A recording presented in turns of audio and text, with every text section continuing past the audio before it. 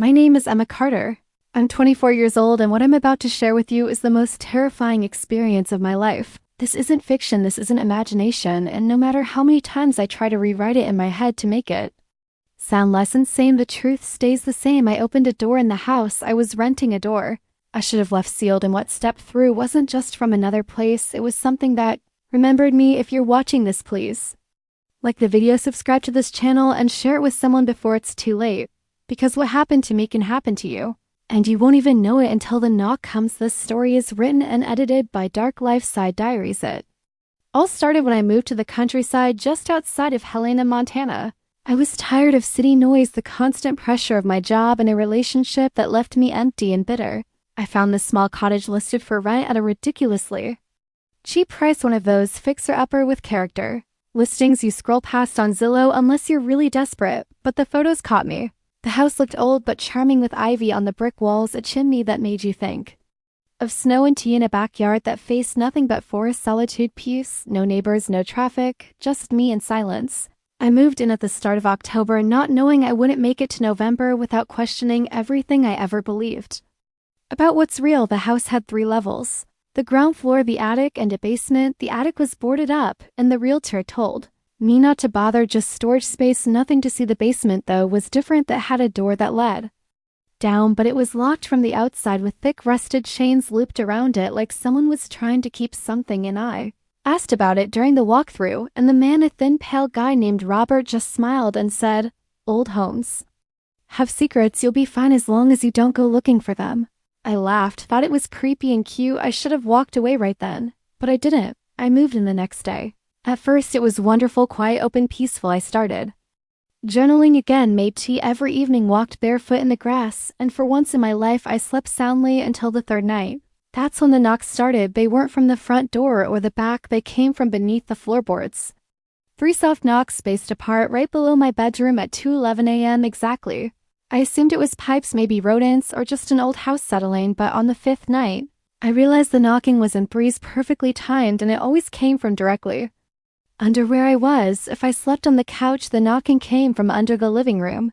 If I sat in the kitchen late at night, it came from under the stove, always underneath me, always 3, and always followed by silence so heavy I could hear my own heartbeat in my teeth. By the end of the 1st week, I started having dreams. Vivid, bone-deep ones of a girl standing barefoot on a dirt floor, staring up through the boards at me. She never moved, just stood, head tilted back, hair hanging over her face like it had never been cut. Her mouth didn't move, but I could hear her in my dream whispering, "You promised, you said you'd let me out." I'd wake up sweating, cold, dizzy, and the knocking would come right after 3 soft knocks. A pause, then nothing. One night, I couldn't take it anymore. I went to the basement door and stood there staring at the chains. I don't know what possessed me, curiosity, fear, guilt from dreams I didn't understand, but I touched the lock and it felt warm, like something had been pressing against the other side of the door. I whispered, "Who's there?" And something whispered back so faint I almost thought it was in my head. "Emma." That was it, just my name, but it was spoken in my own voice. I backed away and didn't sleep that night or the next. I called Robert, demanded he come over, told him the house had a problem. He refused, said I was imagining things, said the last tenant had said the same thing, that the house had a way of bringing your past back. I told him I didn't have a past like that, and he just said, "Everyone has a past. The house just reminds you." It was the 12th night when everything changed. The knocks came again, but this time they weren't soft. They were desperate, angry. Slam, slam, slam. I screamed, ran to the basement door, and to my horror, the chains were off. Not broken, not cut, just coiled neatly on the floor as if someone had removed them carefully. The door was slightly ajar, cold air poured out from the crack, and with it the scent of wet soil and old wood. I wanted to run, I really did. But something inside me moved toward the door, hands shaking, heart pounding. I opened it. The light switch didn't work, of course, but the glow from my phone flashlight revealed a steep staircase covered in dust and what looked like old scratch marks on the wood.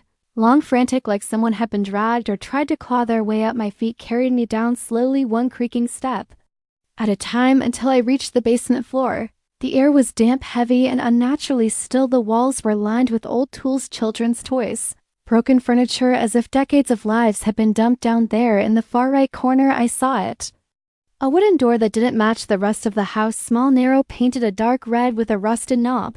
I approached, flashlight flickering. The closer I got, my breath fogged in the air. The doorknob turned on its own. The door swung inward inside.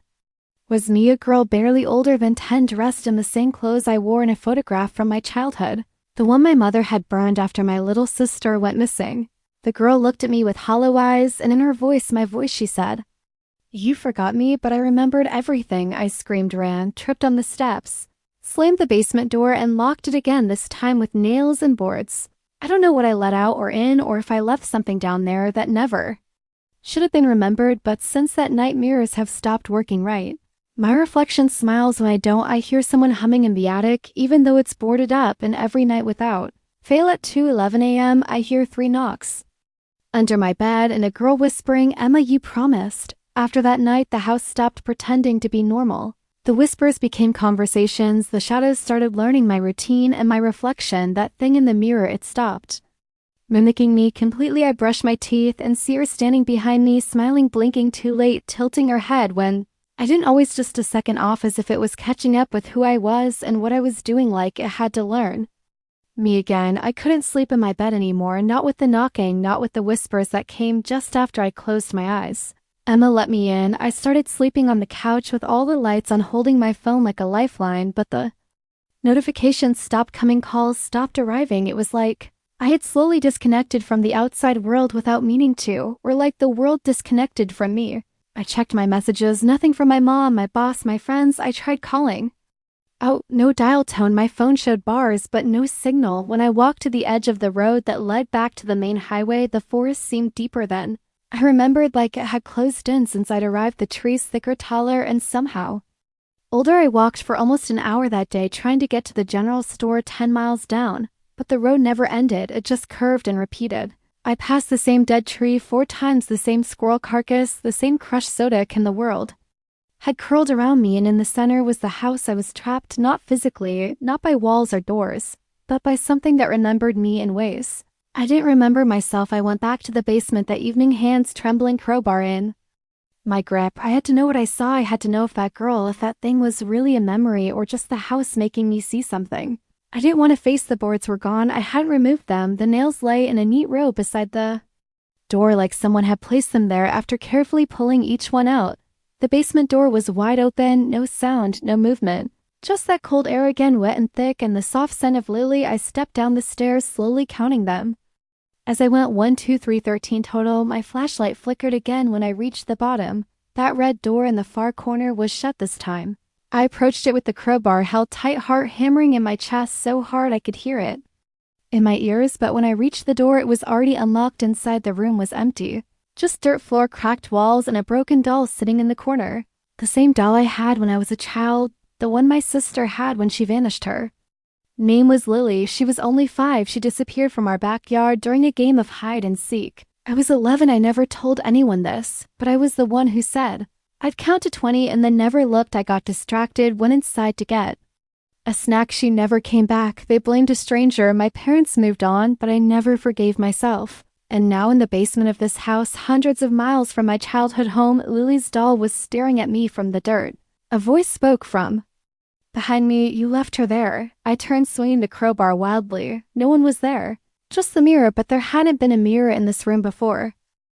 I would have noticed it was old, tall, cracked along one side, the frame covered in carved names. Most faded, but one stood out clearly. Lily C-2007. The mirror surface rippled. My reflection blinked at me.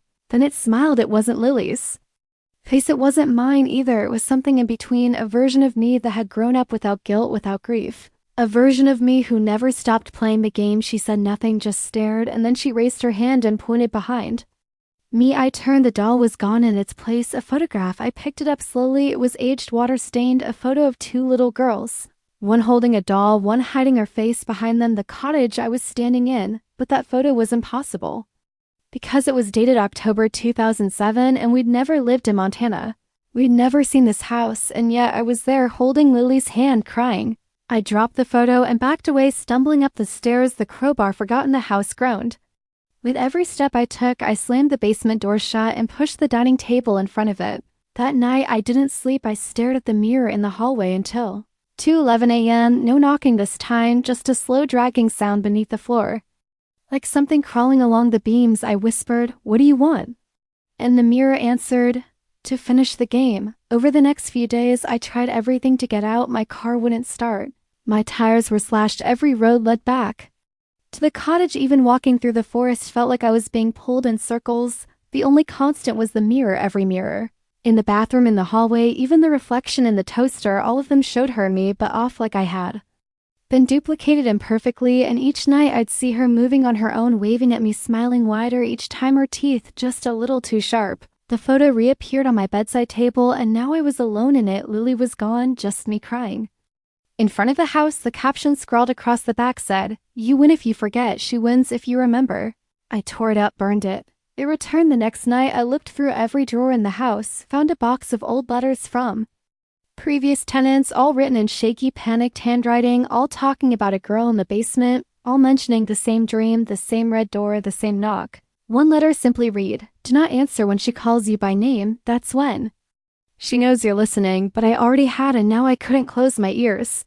I started hallucinating, or at least I hoped I'd see Lily standing at the edge of the forest, hand outstretched, mouth moving, but no sound came out. I tried recording her. The video showed nothing, just static. But on the 10th replay, she blinked just once, right at the lens.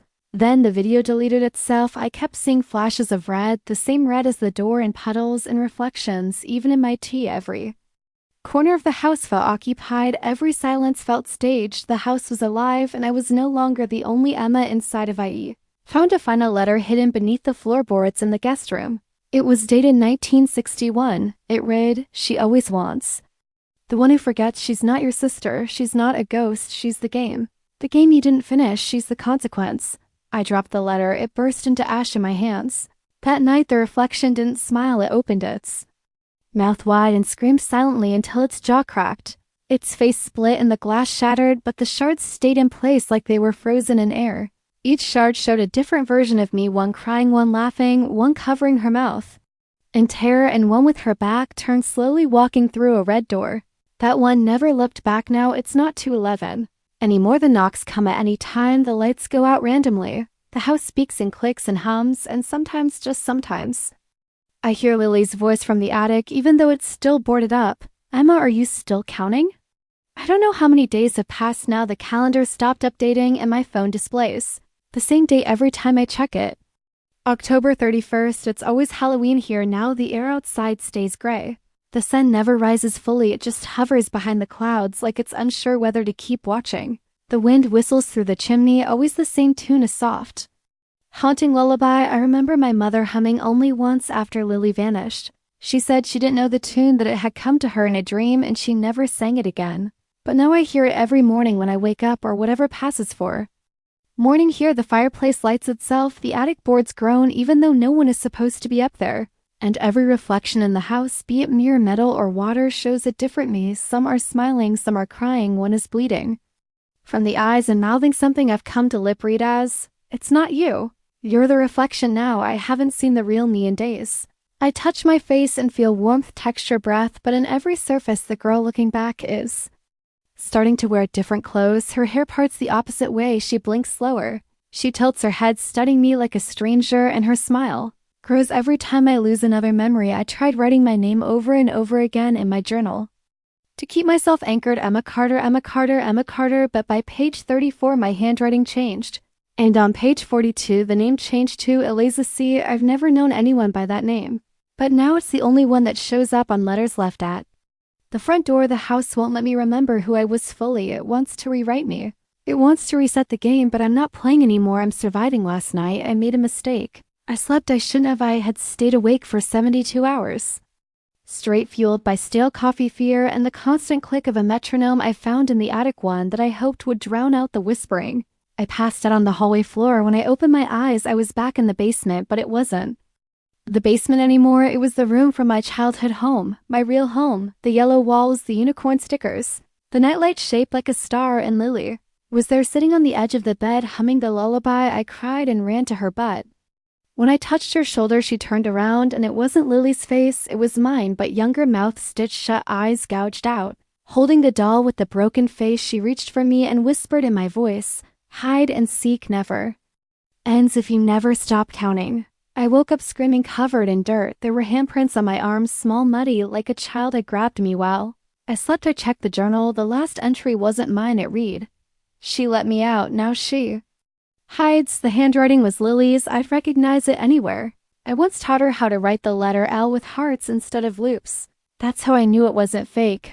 That's how I knew it wasn't just me going insane. Lily was here. Or something wearing her skin. Was I went to the attic next. It was time I pulled the boards loose one by one. The nails screamed as I yanked them out. A foul stench hit me as the door creaked open. Rot, mildew, and something sweet like old fruit. The attic was pitch black. My flashlight refused to work, so I lit a candle. The flame flickered blue. The moment I stepped in, the temperature dropped. My breath clouded. The door slammed shut behind me. I turned, tried to open it, but it wouldn't budge. The attic was small, filled with old furniture draped in dusty sheets, but in the center of the room stood a mirror, tall, ornate, covered in carvings. Not of names this time, but of faces, dozens of them, all with hollow eyes and mouths open in a scream. Mine was at the bottom, freshly carved, still dripping with something dark. The mirror showed a staircase behind me, but there was no staircase in the attic. I turned, and it was there, leading down. But I was on the top floor the mirror had created. A way, or maybe revealed one. I had a choice. Go down or stay in the attic with the faces. I stepped toward the staircase. My candle flickered again and went out. Complete blackness. I placed my hand on the wall and moved down blindly, step by step, counting under my breath. 1, 2, 3, and then suddenly I was in a room again. The girl, the one from the red door, except now she wasn't a child. She was older, my age, wearing my clothes, sitting on my bed. She looked up and said, "I'm tired of pretending. I'm tired of waiting. You broke the rules." I asked her who she was. She smiled. "You, the version of you that stayed, the version you forgot. You closed the door when it was my turn to come home." And then she screamed a raw guttural sound that cracked the walls around her. The floor split beneath us. I fell through darkness, through time, through memory, through versions of myself, laughing, crying, running, dying, until I landed hard on cold stone. I was back in the basement. The real basement, and I wasn't alone. Every version of me from every reflection stood in a circle, all facing inward. In the center, a mirror turned backward. One version of me stepped forward and said, "You want the truth? Turn it around." Approached, my hands trembled. I grabbed the edge. I turned it. The mirror didn't show me. It showed the red door still closed. It showed Lily still behind it, crying, screaming, knocking. I had closed the door on her that day. I had promised I'd find her, but I had left her. The game never ended because I never finished it. And now she was the house, she was the game, and she was done playing. The house shook, the lights exploded, every reflection shattered, every version of me screamed and vanished. I stood alone in the rubble of the basement, the red door now in front of me, clean, glowing. I reached for the knob. My hand burned as I touched it, and from the other side I heard Lily's voice, small, scared. "Emma, are you finally done counting?"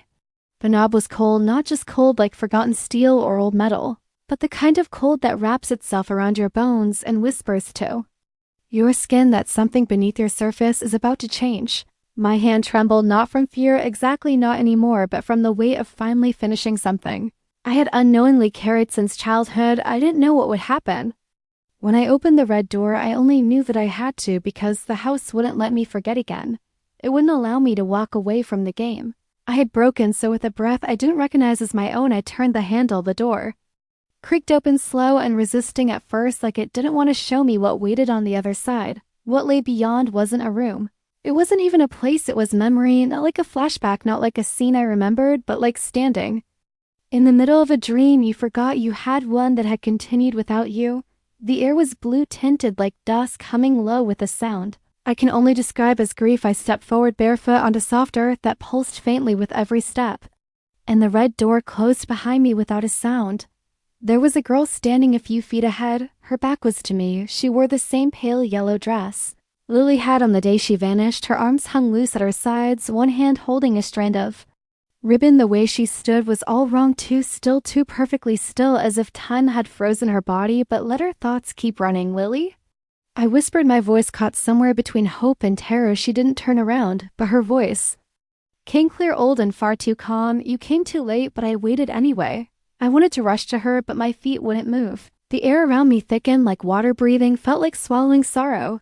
"I didn't mean to leave you," I said, and that's when she turned. Her face wasn't mine. It wasn't hers either. It was a blend, like someone tried to reconstruct us from shattered memories and didn't get the pieces quite right. Her eyes were two different colors, one hazel, Like mine, one deep gray like our mother's. Her lips were pale and stitched, not sewn shut, but marked scars where words had once bled through. She smiled. It's not about leaving, she said. It's about forgetting. That's what breaks the rules. Behind her, dozens of mirrors floated in the air, suspended. Like dying stars, each one showing a different version of the house of me, of Lily. Some of them showed her walking away from the red door, some showed her screaming behind it. In one, she was reaching out. As I closed it, I fell to my knees. I was just a child. I whispered, ashamed, "You were my sister, I didn't know." But she cut me off. "No, you chose not to know. Because remembering me meant remembering your failure. So you sealed the door, left me here, and built a life that didn't include me." I couldn't speak, my mouth went dry. My heartbeat slow, too soft, like my body was no longer mine. The world around us began to darken, the mirrors fading into ash, the sky overhead cracking like glass under pressure. "The house isn't cursed," she continued. "It's a memory that became too strong to die. Every person who lives in it gives it more life, more emotion, more stories. But only those who forget are claimed by it." I tried to stand, but the earth gripped my legs, roots twisting around my ankles. "Then why did it choose me again?" I gasped. "Why now?" She crouched in front of me, face inches from mine. Her breath smelled like soil and something older. "Because you started to remember. And remembering, that's how you play fair." She stood and pointed to a mirror that hadn't shattered. It showed a version of me sitting in a hospital bed, strapped down, screaming. Nurses running, lights flickering, the room filled with photos of children. "What is that?" "Hot, is that?" I asked. Lily sighed. "It's where you go when the world tries to make sense of something senseless. When they think you're broken, but you're not. You're just open. The house didn't haunt you. It awakened you." I looked back at the red door. "What happens if I walk back through?" I asked. "You forget again," she said flatly, "and I go back to waiting." I looked up at her. "Then, what if I stay?" She smiled. "Then you become the keeper." Thunder cracked across the sky. The world tilted. The ground shook. The mirrors began spinning. "Time's up," she whispered. "You opened the door. Now choose." I stood, barely, my legs were trembling, and my chest felt like it was being squeezed by invisible hands. I stepped toward her, and she stepped back. "No," she said gently, "you can't save me. You can only choose not to become me." Then she reached into her chest, yes, into her own chest, and pulled out something glowing, a memory, a small flickering thing. She placed it in my palm. It burned cold. "This is the day we played," she said. "Keep it, carry it, and don't ever forget again." The mirrors shattered. Ground gave out. I fell through the dark again, this time slower, like floating in sorrow. I landed in my bed. Morning sunlight streamed through the window. My phone was buzzing. 10 missed calls from Mom, a message from Robert, the landlord. "Sorry, I've..." Then distant. "If you're still interested in staying, rent's been lowered. Just let me know." I blinked. My clothes were clean. The house was warm. The red door in the basement was gone, replaced by a wall with bricks that didn't match the rest of warm.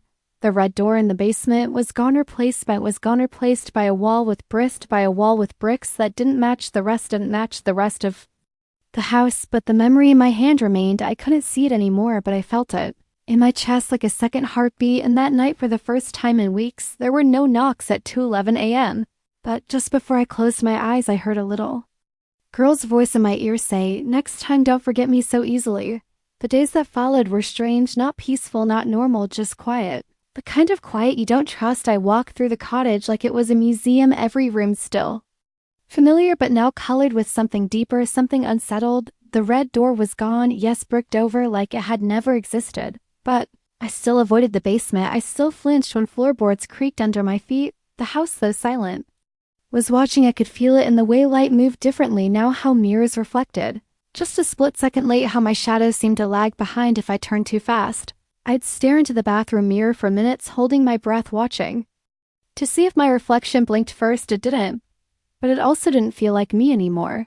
I was back in the world, my phone working, signals, strong messages from friends and family filling my inbox. But part of me didn't trust it, like the house had let me go, but not entirely. It had marked me, that memory Lily gave me the day we played, still pulsed inside me at night, glowing in dreams, bleeding into my thoughts. I remembered things I hadn't known. I'd forgotten the warmth of her laugh, the way she used to say my name when she was scared, the smell of her hair when she'd fall asleep on my shoulder. Grief used to be a fog, now it was a mirror, and I couldn't look away. Left the cottage, packed a single bag, and walked to the road. Again, this time it didn't loop. This time it led me out. The trees were no longer closing and the sky opened wide and blue, and the silence lifted with every step. But the farther I got, the more the memory began to fade, not vanish, just dull. Like it didn't want to survive outside the house. When I finally reached a diner miles down the road, I sat at the counter, ordered coffee, and stared at my reflection in the napkin holder. Still me, still normal. I touched the side of my neck and whispered, "Thank you, Lily." For a moment I thought. I saw her standing outside the window just watching, but when I blinked she was gone. I tried going home after that. I returned to the city, my old apartment, my job, my life. I even told myself everything was behind me, a nightmare, a trauma-induced hallucination, some cruel joke of the mind that worked for a week, maybe two. But then the postcards started arriving. They were postmarked from a town I never heard of, no return address, just a few scribbled words in a child's handwriting. The first one said, "You remembered, now I do too." The second said, "The game still has pieces left." The third darker, "She opened another door." I tried ignoring them, burned one, threw another in the river, but they kept coming. And then one morning I opened my apartment door and found something lying on the floor, Lily's doll, the one from the basement. Still cracked, still wearing that same faded blue dress, only now its eyes had been replaced. One with a button, the other with a shard of mirror. I screamed and dropped it, but it didn't fall, it just vanished, like the air had swallowed it. That's when the knocking started again, not at 2:11, not on a door, but on the mirror in my bathroom. Every night, tap, tap, tap, tap, tap, like fingernails, like impatience. I covered it with a towel, then with duct tape. Then I took it off the wall completely and threw it in the dumpster. The knocking stopped for one night, then it returned from my laptop. Screen, my TV, my window. I closed everything, covered every reflective surface, but the reflections found new ways to appear. In puddles, in my coffee, in my own eyes. She had followed me, or maybe she had never truly left. I started researching the house again, its history, ownership records. Every thread led nowhere. The land didn't exist on modern maps, satellite images glitched when I zoomed too close, but on one obscure message, board buried in a chain of conspiracy threads and haunted house rumors, I found a story, not mine, someone else's. A woman who said she lost her brother when she was a child during hide and seek. Said she dreamed of him behind a red door begging her to open it, said the house had found her again 30 years later, said she opened the door too late. She ended her post with the line, "I remembered. And now he's not the only one behind the door." The post was dated 3 days before I ever stepped into the cottage. I couldn't ignore it anymore. I couldn't run. I had to go back. I had to end it properly. Whatever this game was, it hadn't finished. And if I didn't play the final move, someone else might take my place, maybe someone I loved, maybe Lily all over again. I returned to Montana, drove this time, no detours, no stopping. Just a straight shot to the place that had ruined everything and given me back the thing I needed most. I expected to find the house waiting, dark and brooding, but it wasn't there. The land was empty, just a patch of grass and wind and silence. No road, no mailbox, no steps. I fell to my knees, heart pounding, and screamed, "Where are you? I'm here. You wanted me, so show me." And the wind answered, soft but clear, "She's not in the house anymore." That night I checked into a motel. I didn't sleep. The mirror in the room was cracked. I stared into it anyway, and at 2:11, Lily appeared, not behind me, not distorted, just her crying, smiling, whispering, "One last turn." I woke up on the floor of the cottage, or a version of it, dimmer, weaker, as if memory had rebuilt it from broken parts. The walls were paper thin. The mirrors were blank, and the red door was waiting, but this time it was open. The red door stood wide open, like it had been waiting for centuries, not creaking, not groaning like before, just calmly open, as if it had never been shut at all. There was no invitation, no whisper, no wind, just silence.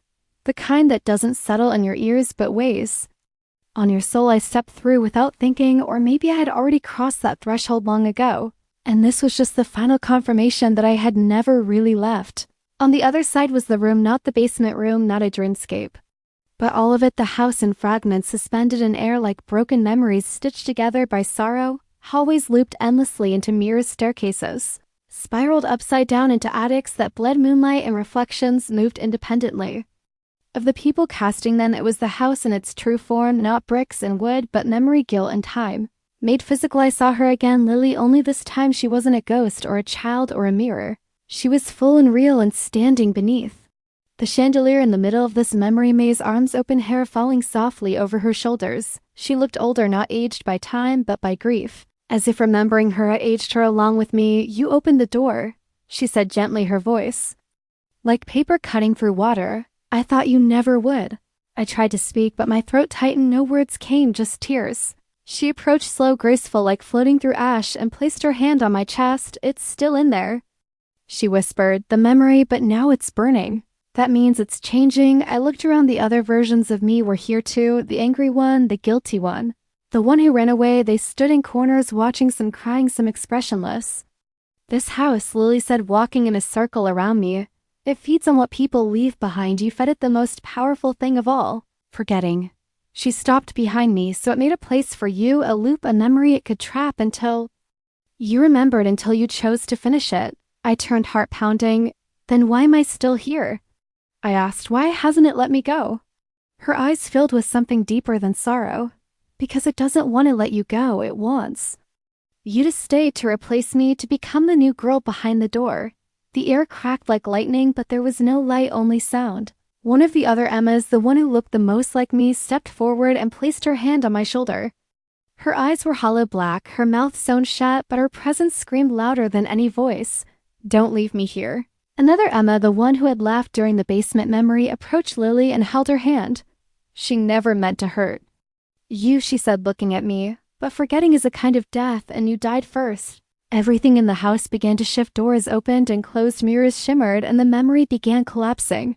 The house is choosing, Lily said. It's reshaping itself for whoever stays. It doesn't matter if you walk out now. If you don't finish the game, it will keep coming back. And next time it won't be you it'll be someone else. I thought of my mother, my friends, anyone who might accidentally inherit this memory if I passed it on, and I knew I couldn't run again. I took Lily's hand. She smiled.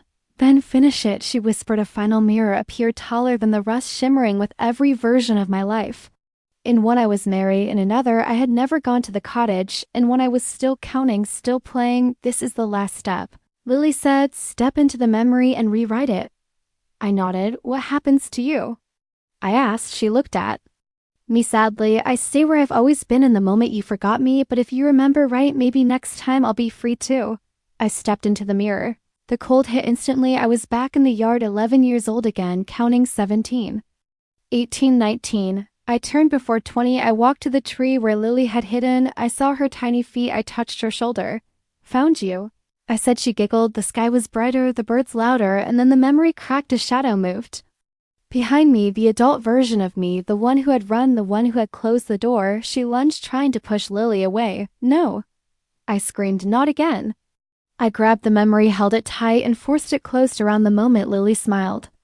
Her laugh echoed. The shadows screamed. The mirror shattered. I fell backward. Everything went white, and when I woke up, I was home, truly home, in my bed. Sunlight through the window front buzzing beside me. No knocking, no shadows, no reflections out of sync, just quiet, real, trustworthy, quiet. I went to the bathroom and looked in the mirror. My eyes were mine. My smile was whole.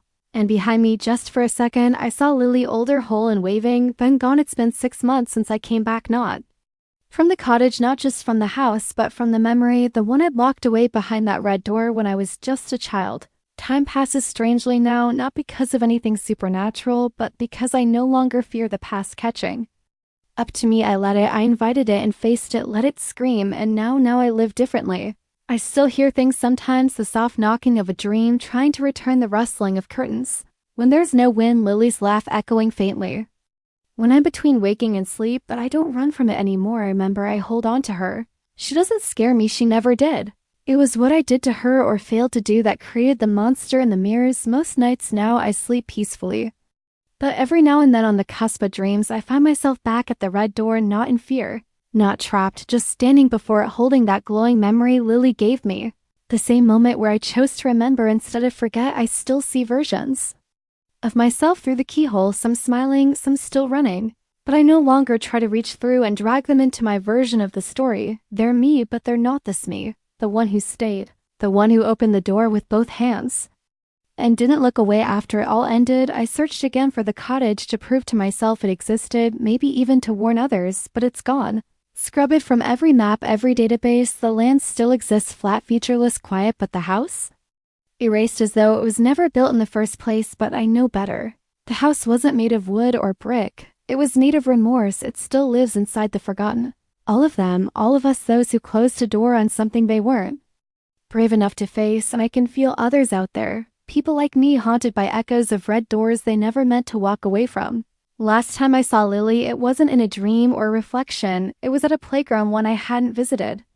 Since I was 12, I was just passing through town and something pulled me toward it, instinct or maybe memory itself. And there she was sitting on the swing, not a ghost, not a vision, just there, older, calmer, real. I sat beside her, neither of us spoke. For a long time, just swung letting the metal chains creak, and then she whispered, "You remembered the game right this time?" I nodded. "Is it over now?" I asked. Her smile was warm but sad. "For us?"